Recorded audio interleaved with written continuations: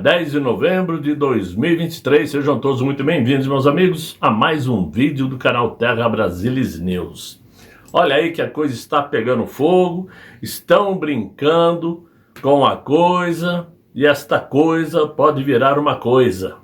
Pois é, coisas do PT, coisas do atual governo brasileiro, que acirra uma crise diplomática e vê brasileiros desprestigiados, obviamente. Mais uma vez, foi tudo fogo de palha. A fronteira fechou novamente. Ora, nós sabemos perfeitamente que as palavras duras ditas por Celso Amorim, lá na Europa, sobre as atitudes de Israel. Nós vimos que as palavras duras de Flávio Dino e vimos que as palavras duras do atual mandante brasileiro de nada ajudaram a solucionar o problema de 24 brasileiros e mais 10 palestinos familiares que estão na faixa de Gaza e que, mesmo tendo aparecido seus nomes na 7ª lista, mais uma vez vão continuar em Gaza porque a fronteira foi fechada. Muito bem. Tudo começou quando a própria imprensa brasileira trouxe as informações de que a Agência de Inteligência Nacional de Israel, conhecida como Mossad, ajudou a Polícia Federal em operação contra integrantes do Hezbollah aqui no Brasil. A notícia saiu no dia 8 de novembro e todo mundo comentou. E segundo a Polícia Federal, a operação frustrou atos preparatórios de terrorismo e obteve provas de possível recrutamento de brasileiros para a prática de atos extremistas no Brasil.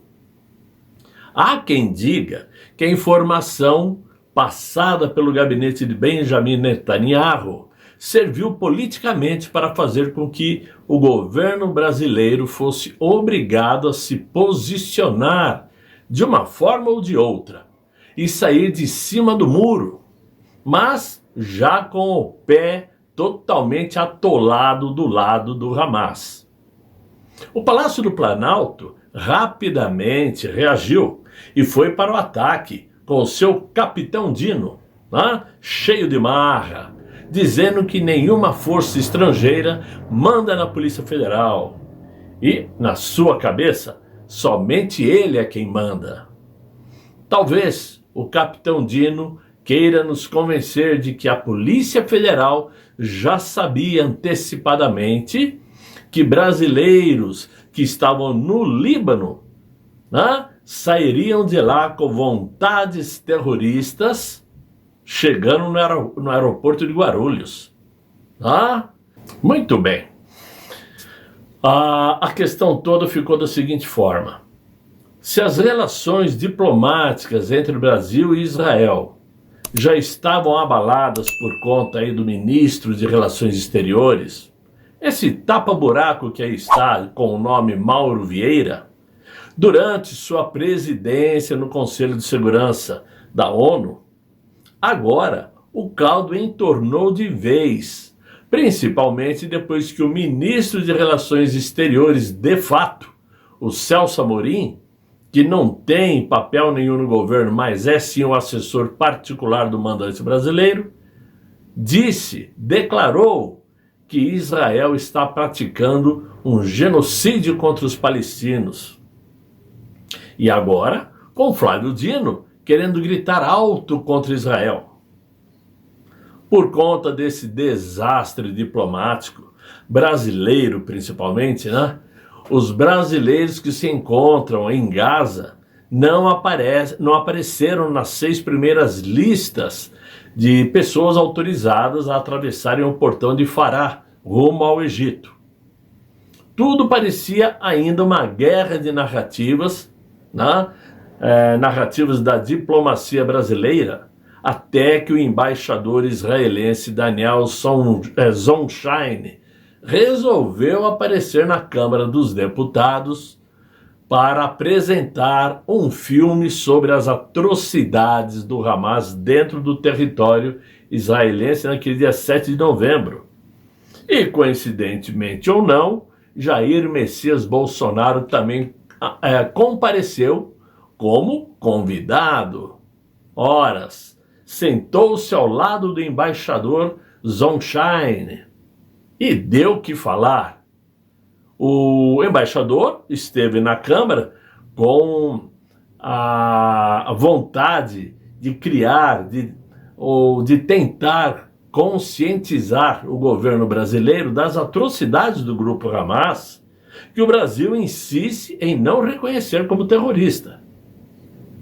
Por conta dessa reunião, a presidente do PT, Gleisi Hoffmann, junto com Lindenberg Farias, levantaram a posição de que a permanência do embaixador de Israel se tornou insustentável. O Palácio do Planalto trata com muito cuidado a situação, mas não quer ficar sem dar uma resposta para o gesto do embaixador israelense. E já tem aí em mente algumas ações a serem adotadas, como a de que seja interrompida, por exemplo, a interlocução do governo brasileiro com o embaixador israelense, fazendo com que ele pareça, na prática, sem função no país, e assim forçando o governo de Israel a chamá-lo de volta. Em última análise, o governo brasileiro imagina que pode pedir para Israel retirar o embaixador do Brasil e indicar um outro embaixador. Ou, em última instância, expulsar, numa atitude mais radical, expulsar o embaixador do Brasil, coisa que eu duvido, eu odó. Duvido que o atual governante tenha peito para tanto, né? Pois seria aí uma declaração de corte de relações com Israel, o que causaria, por exemplo, prejuízos comerciais ao Brasil, já que Israel exporta principalmente fertilizantes, herbicidas e inseticidas ao Brasil. São 52% de sua produção que vem para o Brasil, seguidos de componentes de aeronaves e outros materiais de transporte, além da altíssima tecnologia que Israel produz. Ok. Quando parecia que tinha chegado ao topo as sandices desse atual governo, eis que, para piorar, o atual mandante brasileiro se assustou, ficou aí, como se diz, ficou maluco ao saber que antes mesmo desse encontro do embaixador Daniel Zonshine de Israel com o ex-presidente Jair Bolsonaro lá na Câmara dos Deputados, o mito já vinha conversando há pelo menos 3 dias com Israel. Primeiro conversou com o assessor direto de Benjamin Netanyahu, Yossi Shelley, que era o ministro de Relações Exteriores de Israel no governo Bolsonaro. E também conversou com o próprio embaixador Zonshine para que Israel interferisse a favor dos brasileiros lá da faixa de Gaza. Em uma entrevista para a CNN, Jair Bolsonaro disse: conversei com o assessor especial do Benjamin Netanyahu e o ex-embaixador, que era o ex-embaixador do Brasil, e pedi o apoio para a liberação dos brasileiros. E Yossi me relatou que não há nenhuma medida restritiva, não há nenhum empecilho por parte do governo israelense. Israel concordou que os brasileiros têm que sair da região, seja por Israel ou pelo Egito. O ex-presidente Jair Bolsonaro também saiu em defesa do embaixador de Israel, Daniel Zonshine, que vem sendo atacado pelos petistas e pela imprensa consorciada, depois do seu encontro com o mito, lá na Câmara dos Deputados. Jair Bolsonaro ainda aproveitou para alfinetar o atual governo brasileiro, dizendo o seguinte: o governo querer retaliar o embaixador não é ser um anão diplomático, é sim um pigmeu diplomático, disse o mito. Verdade é, senhores, que Jair Messias Bolsonaro conversou sim com o embaixador israelense e tratou sobre os brasileiros que estão em Gaza. E isto conforme informações da imprensa, né? Conforme vocês já puderam ver aí. E coincidentemente ou não, já foi mencionada uma sétima lista que consta o nome dos brasileiros dessa vez. Lembrando que são 24 brasileiros e 10 palestinos parentes desses brasileiros. Era para que esse povo relacionado na sétima lista, incluindo os brasileiros, deixasse Gaza no dia de hoje. Só que, de repente, sem mais nem menos, o Egito fechou novamente o portão em Fará. E, obviamente, a saída dos brasileiros agora foi adiada mais uma vez. Lembrando que amanhã, sábado, é o dia do feriado judeu. Né? O feriado judeu, sim, todo sábado é um feriado judeu. Né? Eles guardam o sábado realmente para valer. Né? E como nós sabemos que as forças israelenses agora já estão tomando conta de Gaza, e principalmente da faixa de Gaza, obviamente que amanhã, sábado, não deverá ocorrer nenhuma saída da população de lá de dentro. Talvez no domingo, quem sabe, né?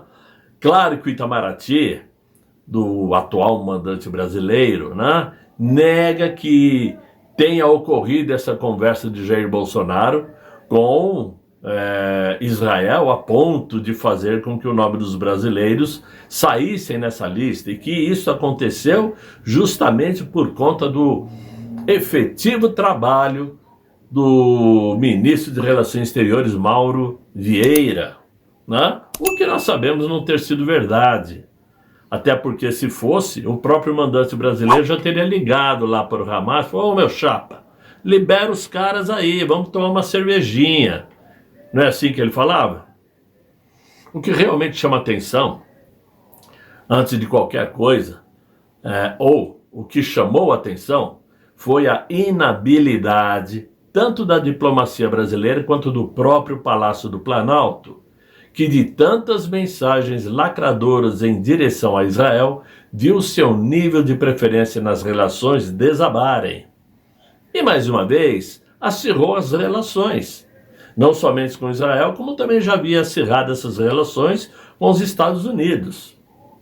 E temos que lembrar aqui uma coisa: para sair de lá de dentro e entrar no Egito, o Egito confere nome por nome. E muitas dessas pessoas que estão saindo de Gaza estão sem documentos, ou porque não tinham um passaporte, ou porque perderam durante os bombardeios que ocorreram na faixa de Gaza. Então, claro que para essas pessoas entrarem no território egípcio, eles querem saber quem é quem e para onde vão. E essas pessoas terão que confirmar que estão indo para um determinado lugar. Por isso a saída é tão demorada. Rápido ou lento, verdade é que se a nossa diplomacia brasileira tivesse sim trabalhado com afinco, muito possivelmente essa situação já teria sido resolvida. Não somente pela saída dos brasileiros lá de Gaza, como também pelo bom relacionamento que deveria e deve acontecer entre o Brasil e Israel. Porque o Brasil não tem condições de acirrar relacionamento com Israel. Engana-se quem acha que é possível. Mas lá no Palácio do Planalto todo mundo sabe como que é, né? Eles acham que são o suprassumo na democracia. E nós sabemos a suprassumo de que eles são. Meus amigos, é o que eu tinha para vocês nesse vídeo.